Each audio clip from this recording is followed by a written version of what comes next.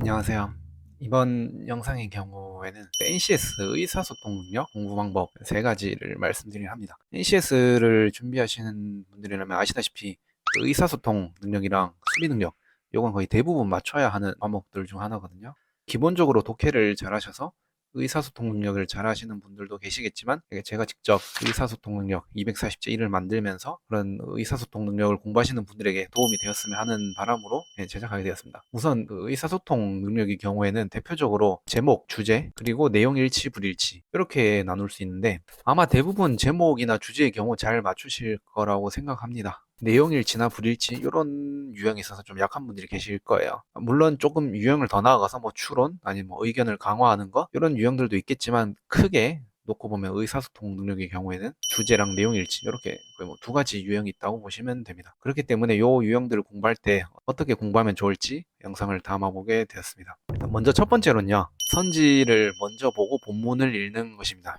그렇다고 문제를 풀기 전에 막 선지를 꼼꼼히 보라, 이건 아닌데, 그래도 가볍게 한 2, 3초 정도 빠르게 선지죠? 그것들을 봐주시면 좋습니다. 선지를 빠르게 보는 이유 중에 하나가, 본문을 읽을 때 그 어느 정도 선지에 좀 봤던 그런 익숙한 사람 이름이나 키워드, 단어들이 한 번 더 떠올라서 조금 더 빨리 쉽게 생각날 수도 있기 때문이거든요. 그리고 약간 선지를 어느 정도 조금 풀어보신 분들이라면은 뭐 약 뭐뭐뭐뭐 하다 이런 내용은 거의 다 대부분 맞아요. 그래서 이런 선지들은 조금 굳이 안 읽어도 되니까 이런 거 좀 빠르게 파악할 수. 간혹 선지들 중에 쎄한 부분들이 있어요. 답이 냄새 나는 그럴 법한 선지들이 있어요. 가능하면 그 지문이죠. 본문을 읽기 전에 선지를 좀 빠르게 싹 봐주시고 어떤 것을 좀 더 힘줘서 봐야 될지 캐치해 주시는 것이 좋습니다.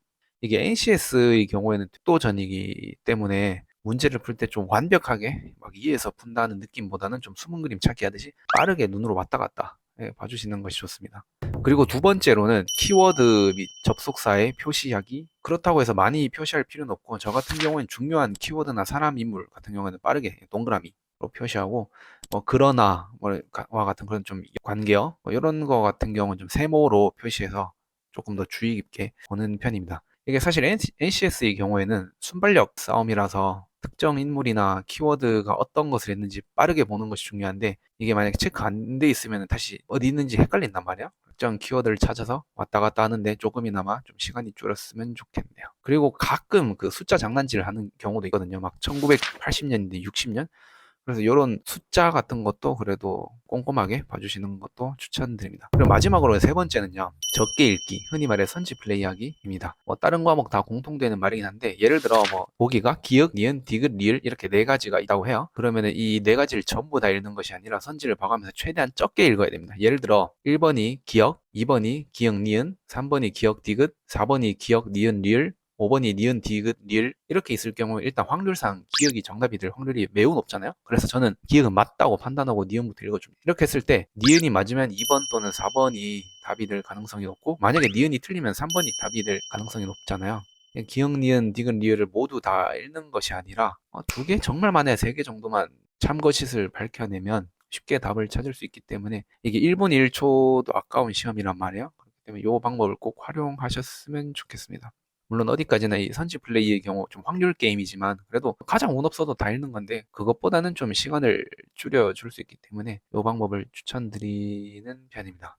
네, 그렇게 세 가지를 말씀드리고, 추가적으로 하나 더 말씀드리자면, 맞춤법이나 어휘와 같은 것들은 어떻게 공부하나요? 라고 물어보시는 분들이 계신데, 사실 저는 이 경우에는 제가 예전부터 네이버 블로그를 글을 썼잖아요. 그래서 어느 정도 맞춤법이나 어휘가 좀 교정되었어요. 의사소통 능력을 준비하기 위해 추가로 어휘나 맞춤법을 공부한다? 이건 좀 살짝 과한 면이 있는 것 같습니다. 차라리 그 시간에 전공 공부를 하는 게 조금 더 효율적이지 않을까라는 생각이 있어서, 그래서 평소에 책이나 신문 기사를 읽어보거나 뭐 아니면 글을 써보는 등 좀 올바른 문장을 눈에 많이 익혀주는 것을 추천드립니다.